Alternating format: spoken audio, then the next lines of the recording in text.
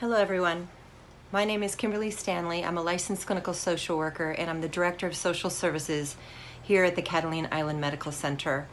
I wanted to speak to you about some ways to cope during the COVID-19 crisis for you and your families. Here at the Medical Center, we offer all sorts of social service and mental health support services I wanted to make you aware of during this time. I've been a licensed therapist since 2003. I was born and raised in Southern California and I care so much about this community. You might see me here in town with my husband and my 11-year-old daughter. I work here in one of the portables next door to the hospital, and I'm one of 7 therapists that are here to serve you. Here at the Medical Center, we're very aware that many people in our community are going through tremendous emotional and environmental stressors. Many people have lost jobs as a result of COVID, travel cancellations, and seasonal work, and people are worried about how the future will unfold here throughout the summer and fall. California families are now homeschooling their children and are at home all day together, balancing children, aging parents, and daily routines. Although this can be a time of coming together and drawing closer as families, it also brings some stressful, unwelcome changes. Our social, entertainment, and leisure activities have been shut down, and our ability to find connection and community has been restricted. This can all make it difficult to manage our own stress alongside work and family responsibilities. It can all feel like too much.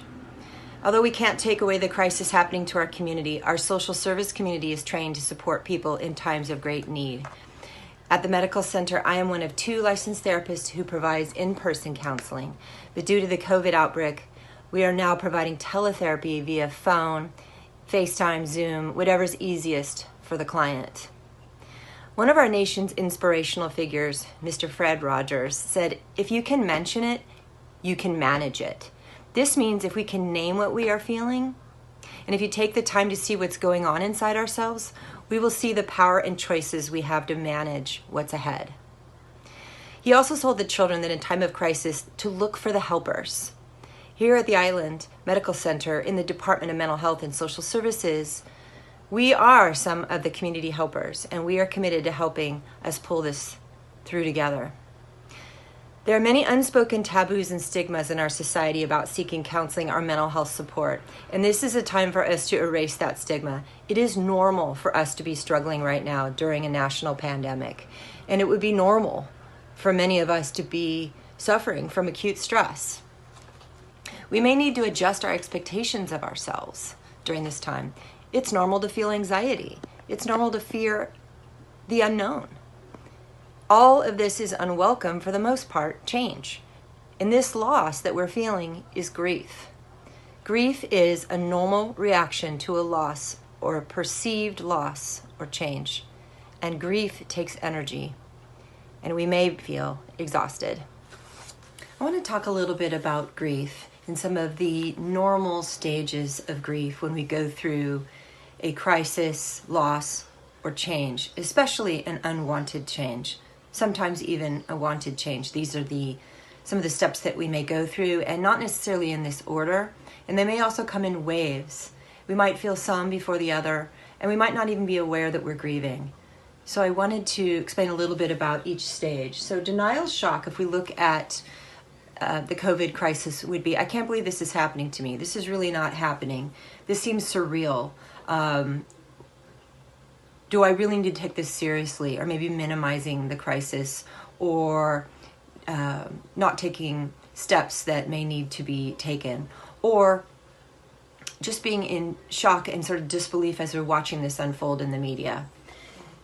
The next step may be anger, mad about all the consequences that this may be causing to you and your family, financial losses, concern, and fear and anger about what is happening to the economy, what is happening to our local economy, how it's affecting our children, closing schools, having to homeschool, all the effects that it's having on us right now. Bargaining.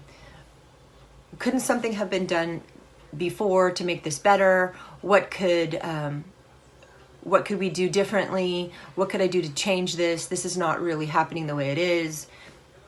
And finally, setting in of depression, Some people may have symptoms of depression that are more serious than others, but everybody's experiencing loss, and that can affect depression, which would also look like changes in sleeping or eating habits, inability to function as well, isolation, in which everybody's isolating right now, lack of interest in previous activities, low mood. Sometimes with males we see a lot of irritability.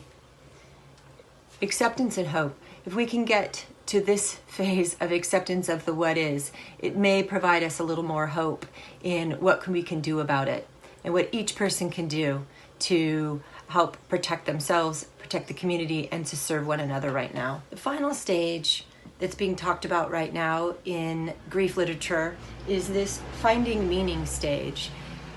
And that's where each person is finding their own meaning through this crisis, and also as a community, how we can find meaning together.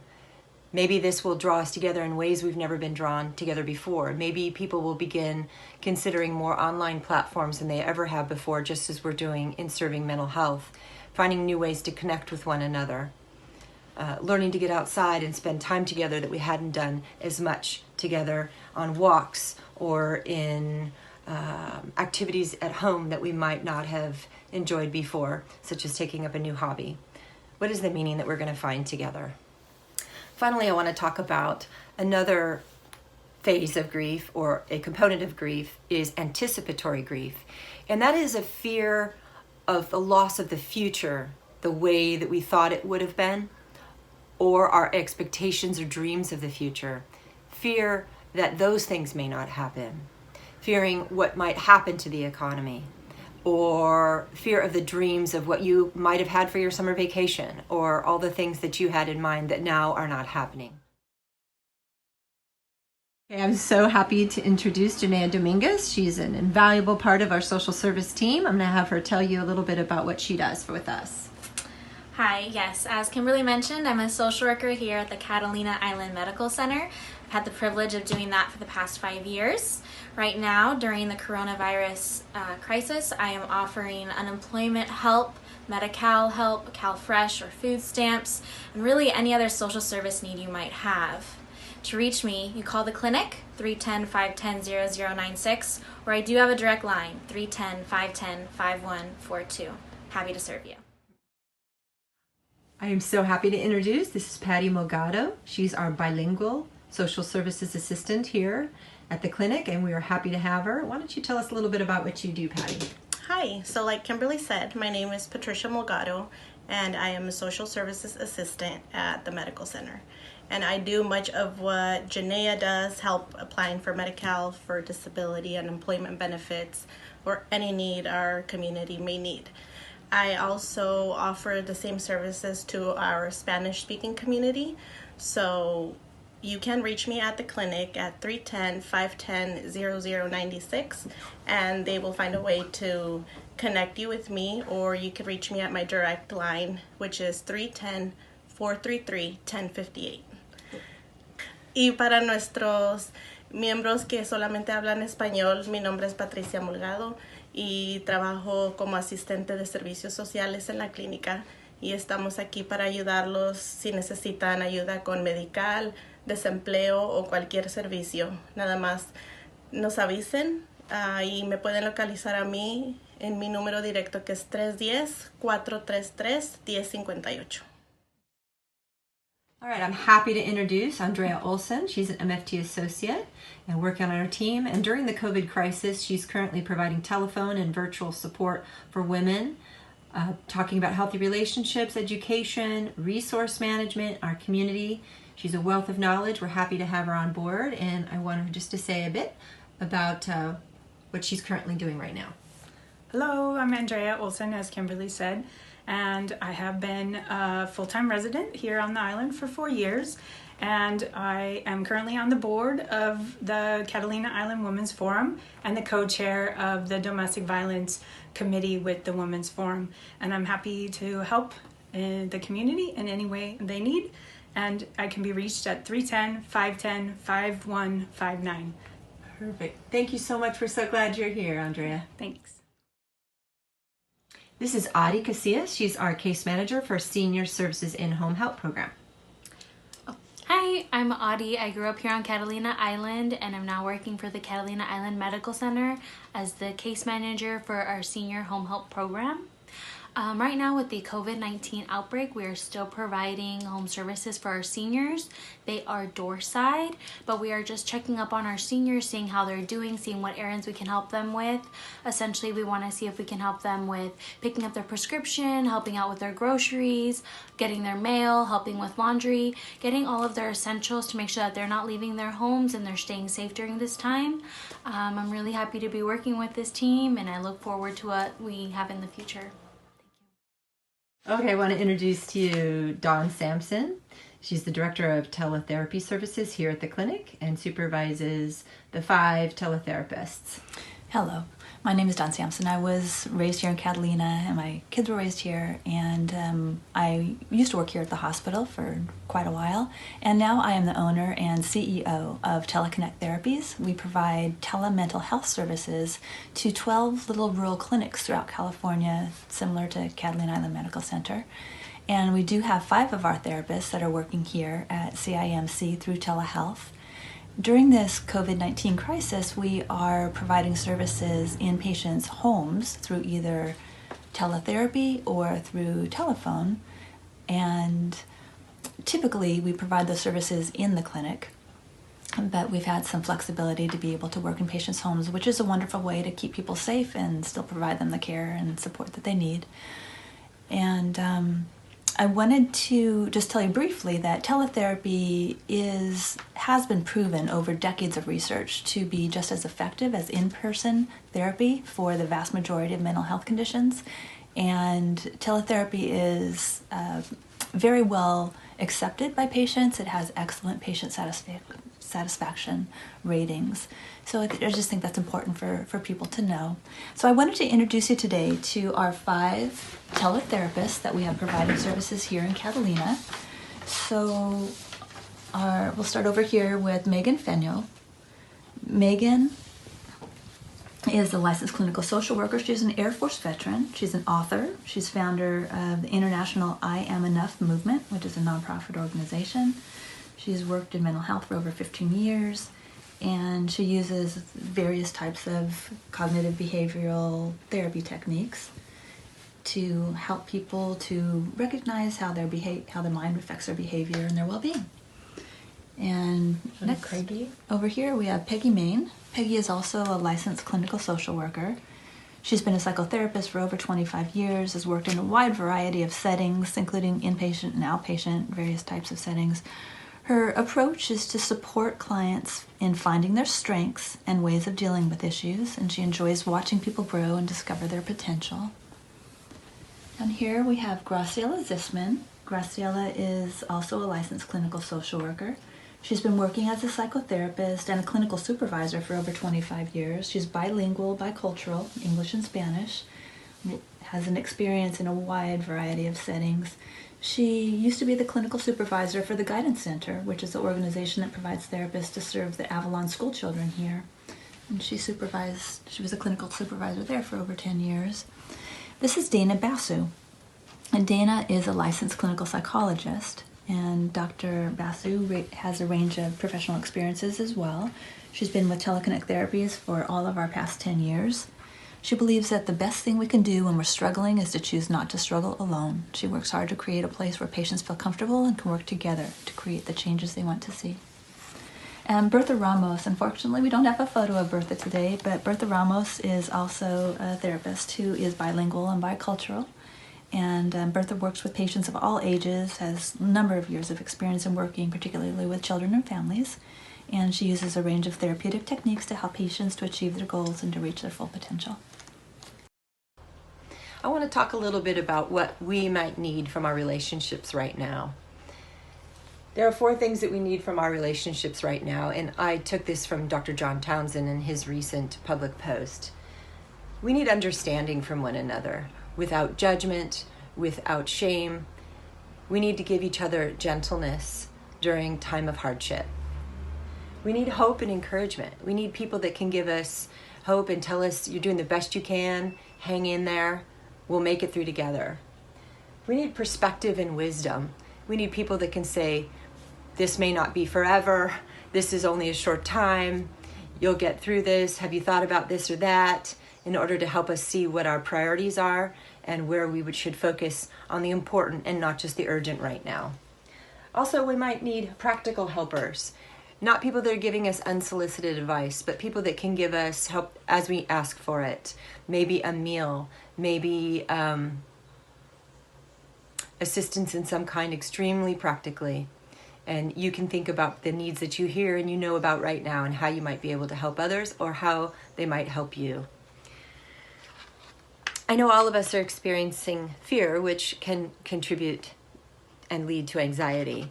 I want to give you a little quick activity that you can do as you're walking around, maybe going for a walk, maybe either going to Vaughn's or going on a trail nearby. Maybe you could go for a treasure hunt and looking to soothe some of your senses as you walk.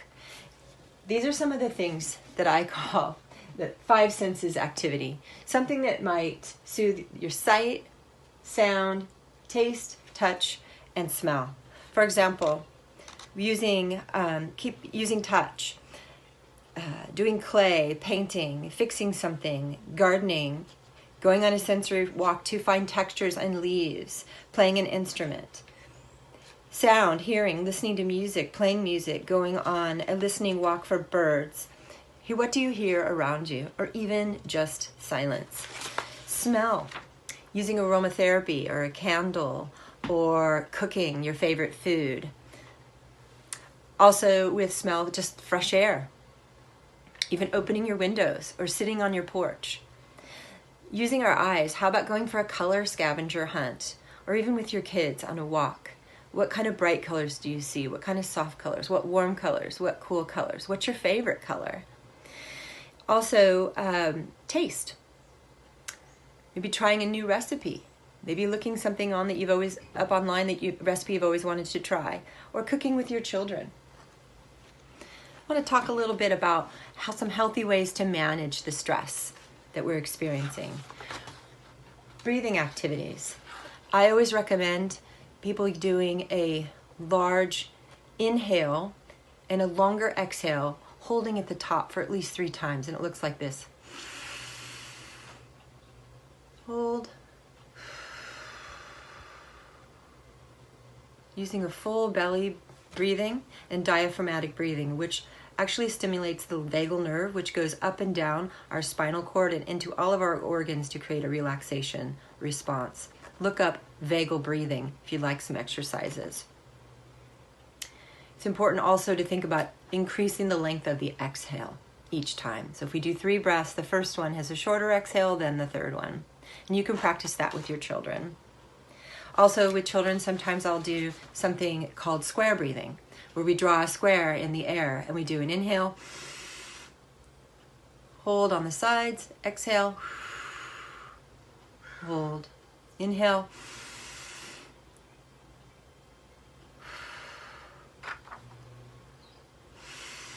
so we're doing inhales and exhales, and on the sides we're holding.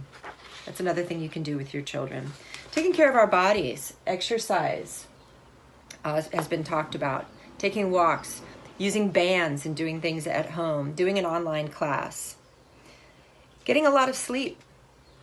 Sometimes grief takes a lot of energy and it can make us tired. Eating well, of course. Another one is making a schedule for the day. Sometimes if people are home, and especially if they're out of work, it might feel like, what's the reason to get up and get going each day? But I find having little things to accomplish each day, making a schedule for the day, and then feeling like we can check it off as we go along, especially doing that with our children, is really useful. Even for ourselves. Making a small goal for the day, even if it's just an intention. I plan to do this little thing today. And if you're out of work, maybe I'm beginning to make a list of some of my skills, or I'm updating my resume during this time. But feel like you can accomplish something each day that feels good to you. And remembering your inner sources of strength and inspiration, whether it's spirituality, or it's a favorite author, or it's your favorite music, something that inspires your soul during this time. And lastly, one of the things that can help us manage our stress is thinking about our locus of control. What do we have control over and what do we not have control over? If we can imagine our lives right in here in this center circle, what is directly in our control? Well, we know that our choices, our behaviors, our attitudes, our beliefs, our everyday little decisions are in our control. There are some things that are not in our control, but that are in our influence, such as how we help our children or what we can do within our family. Although we can't control their choices, we can be an influence on them. And then there are the things that are out of our control, such as what is happening on the news. But we can control how often we're checking statistics or how often we're watching the news. And we can reduce the amount of fear-based material that we're hearing. Want to be aware, but maybe be aware of how that's affecting our own anxiety or fear. Also, how we can help our kids. You know, anxiety is one of the most contagious emotions there are. So if we are anxious, our children are going to pick that up from us. So we can help them by helping ourselves and our relationships with our partners. One of the things that might be helpful is teaching them and modeling to them about how to keep ourselves calm. Another one is to help them to connect with nature. The nature hike I discussed earlier, the sensory walk, doing that with them. Creating the schedule with them. I've been homeschooling my daughter and I've had her make the schedule of when she's going to do language arts, when she's going to do math, and when she's going to take her breaks. And I do that with her and then I let her check it off, which gives her a sense of control. You can have them learn a new skill at home. What about typing? What about learning?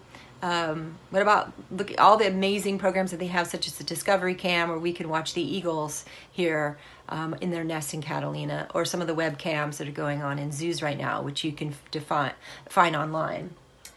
Seek homeschooling support with your child's teacher, as well as other homeschooling moms, which we are all homeschooling moms right now.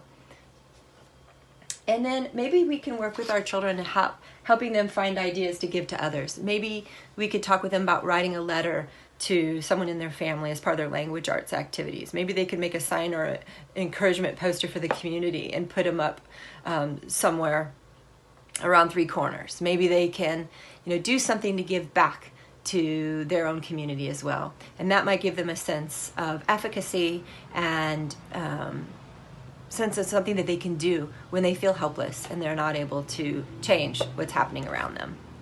So although we can be outside for walks and our essential services, we're being asked to be safer at home for the most part.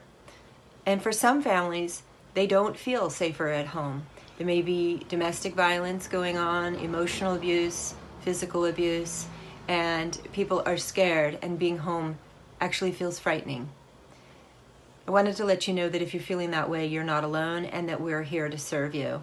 There are many hotlines that you can call. You can also call the clinic and someone can schedule an appointment with you right away. I wanted to give you some important numbers. There's a mental health hotline, this number that you can call for any resources and referrals for support all over the mainland. National Domestic Violence Hotline to call at any time to make sure and support you through safety, getting to safety. There's also the Suicide Prevention Hotline if you're not feeling safe with yourself right now, and if you're having thoughts of hurting yourself, I want to encourage you to reach out as soon as possible. We work together with these service providers. We are a service provider, but there is so much more available to help us. Talk to somebody. And finally, I was thinking, so much of what happens to us is determined by our perceptions and our attitudes in the midst of difficulties. And I thought, what if just for fun I rethought of a different acronym for COVID for Catalina, and I came up with this. What if COVID is Catalina Island's opportunity to be very supportive in the midst of difficulties? That'll show our character and will determine our future. Okay, so who to call? What do you do if you feel like you need help? Need help coping? call for an appointment, Catalina Island Medical Center. Here's our main number. They can transfer you to Janaea or Patty, who speaks Spanish, for scheduling of mental health services, both for telehealth or in-person therapists that are now doing telehealth or teletherapy.